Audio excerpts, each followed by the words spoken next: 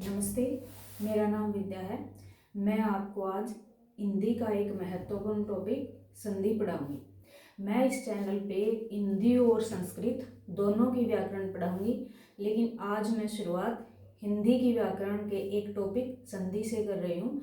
हिंदी की व्याकरण में लगभग 30 के आसपास टॉपिक है, तो हम रोज एक या दो धीरे धीरे हम सारे टॉपिक करेंगे और संस्कृत के भी साथ में करेंगे।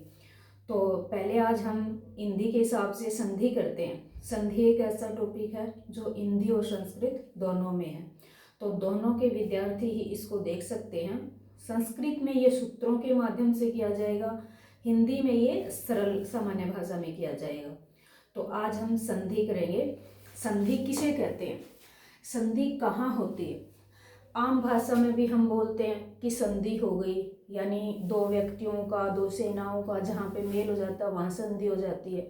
भाषा में संधि कहाँ होती है? भाषा में संधि होती है दो वर्णों के मिलने से।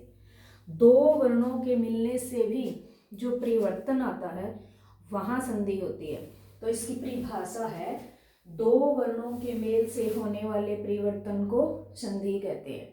भाई, संधि होने के लिए परिवर्तन होना जरूरी है, बल्कि हम यूं कह सकते हैं कि पहले परिवर्तन होता है, बाद में हम संधि करते हैं।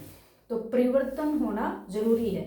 जब दो वर्ण अत्यंत नजदीक आ जाए तो कोई ध्वनि बदल जाती है, चेंज हो जाती है, और चेंज होने पर संधि हो जाती है। वहां पे इसको संहिता नाम भी दिया गया है। तो संधि कहाँ होगी? जहाँ पे परिवर्तन होता है। जैसे क है, क में ए जोड़ दिया तो ये एक स्वर है, ये इसमें मिला दिया, इसकी आवाज आएगी क। यहाँ पे परिवर्तन नहीं हो, सिर्फ मेल हुआ है, तो इस मेल को हम संयोग भी कहते हैं। तो इस प्रकार हम कह सकते हैं कि जहाँ पे बिना परिवर्तन हुए मेल हुए वहां पे संयोग होता है, और जहां पे परिवर्तन हो जाए वहां पे संधि होती है। और उदाहरण देखो, जैसे हम एक उदाहरण करते हैं, जगत प्लस में नाथ, और जब हम पूर्व पद के अंतिम वर्ण के बाद उत्तर पद का जो शुरुआत का वर्ण है, इन दोनों के बीच में समय कम रखते हैं, यानी बिल्कुल जल्दी बोलते हैं, अत्यंत समीपता से बोलते हैं, तो अपने आप ध्वनि चेंज हो जाती है। अगर हम जगत नाथ ऐसे बोलेंगे तो तय को तय ही रहेगा, लेकिन हम जल्दी बोलेंगे तो जगन्नाथ अपने आप हो जाएगा। तो इसका मतलब ये हुआ, जो जगत का अंतिम त था वो किस में चेंज हो गया? न में चेंज हो गया, और ये शब्द क्या बन गया? जगन्नाथ। तो जगत और नाथ दो शब्दों के बीच की दूरी को कम करने पर जो परिवर्तन हो जाता है वह क्या है? संधि है। तो अब देखो, यहाँ पे एक व्यंजन वर्ण था, ये एक व्यंजन में ही बदल गया। कौन सा वर्ण कहाँ पे किस में बदलेगा, अर्थात परिवर्तन कैसे कैसे होगा, तो ये हमें जानना है। एक बार एचटेट में आया था कि 4 ऑप्शन दे दिए और उसमें पूछा कि इनमें से कौन सा उदाहरण आगम संधि का नहीं है। तो आगम संधि, लोप संधि, एकादेश, आदेश, ये क्या है? वास्तव में ये परिवर्तन है। जब हम दो वर्णों के बीच मेल कर देते हैं, परिवर्तन हो जाता है और दो शब्द जुड़कर एक शब्द बन जाते हैं, तो उसमें परिवर्तन कैसा होता है। तो संधि का टॉपिक शुरू करने से पहले हम जो ये परिवर्तन है इसके बारे में पढ़ेंगे। ये परिवर्तन किस किस प्रकार से हो सकता है। तो परिवर्तन जो है वो होगा सबसे पहले आदेश। भाई, दो वर्ण जब मिलेंगे तो उन वर्णों के बीच आदेश हो सकता है। आदेश क्या होता है? जब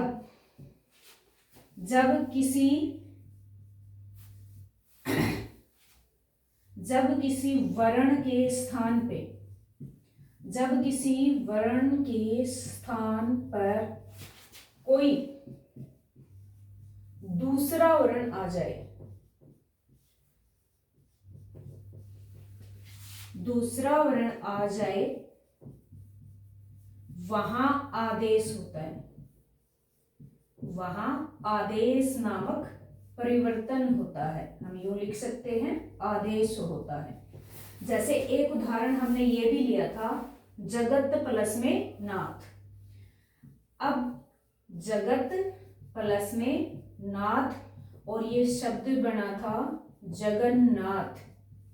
यहां पे सिर्फ एक वर्ण चेंज हुआ है, यानी जो जगत शब्द का अंतिम तय था ये किस में चेंज हो गया, न में चेंज हो गया, यानी तय न में बदल गया।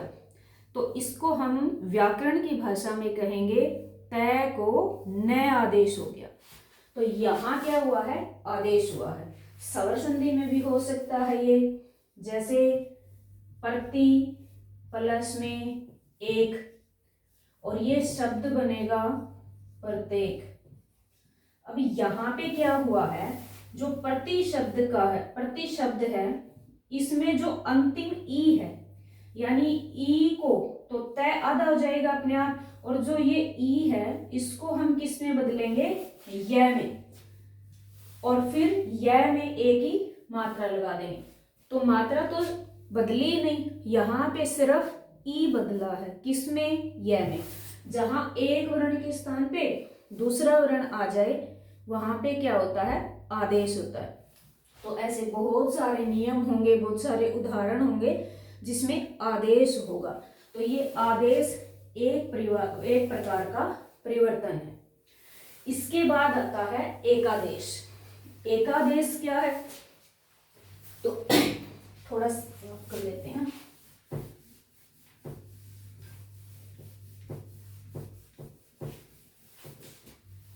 दूसरा है एकादेश। अब यहां देखो, एक आदेश, आदेश शब्द तो इसमें भी छुपा हुआ है। एक आदेश, एक आदेश का अर्थ है जहां जहां दो वर्णों को मिलाकर, जहां दो वर्णों को मिलाकर एक वर्ण बना दिया जाए, एक वर्ण बना दिया जाए, वहां एकादेश होता है, वहां एकादेश होता है। भाई दो वर्णों को मिलाकर उन दोनों के स्थान पर एक वर्ण बना दिया जाए, दो के स्थान पर एक आदेश कर दिया जाए, वहां पे क्या होता है, एकादेश होता है। इसके उदाहरण देखो, जैसे हम उदाहरण लेंगे, सुर प्लस में ईश और ये शब्द बनेगा सुरेश। यहां क्या हुआ है, सुर शब्द का जो अंतिम स्वर है ए और जो ईश शब्द का ई है, इन दोनों को मिलाकर ए में बदल दिया और फिर ये ए की मात्रा रे में लगा दी। तो दो स्वरों के स्थान पे कितने स्वर बना दिए, एक स्वर बना दिया। तो यहां क्या हुआ है, एकादेश हुआ है। जहां दो वर्णों के स्थान पे एक वर्ण बना दिया जाए वहां पे क्या होता है, एकादेश होता है। सामान्यतः एकादेश दीर्घ संधि, गुण संधि और वृद्धि संधि में होता है। इन तीन संधियों में हम दो वर्णों को मिलाकर एक वर्ण में बदलते हैं। तो ये दो प्रकार के परिवर्तन हो गए। तीसरा होता है आगम और चौथा होता है लोप। तो अब हम इसके बाद करेंगे आगम। आगम नामक परिवर्तन, उसमें क्या होता है,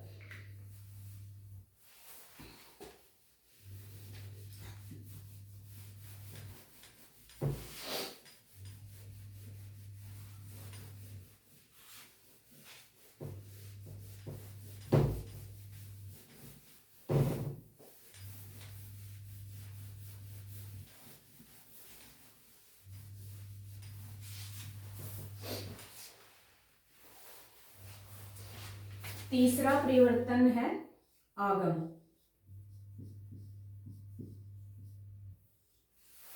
आगम, आगम का मतलब आ जाना। नाम से ही पता चल रहा है कि जहां पर संधि करते वक्त कोई वर्ण हम बीच में जोड़ दें वहां होता है आगम। तो इसके बारे में हम लिखेंगे, जहां संधि करते समय, जहां संधि करते समय कोई वर्ण हम अपनी तरफ से जोड़ते हैं, अपनी तरफ से जोड़ते हैं,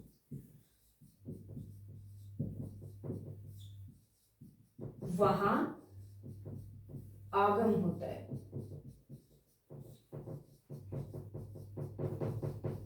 उदाहरण देखो, जैसे अनु प्लस में छेद, और ये शब्द बनेगा अनुच्छेद। यहां पर हम संधि करते समय च जोड़ देंगे बीच में।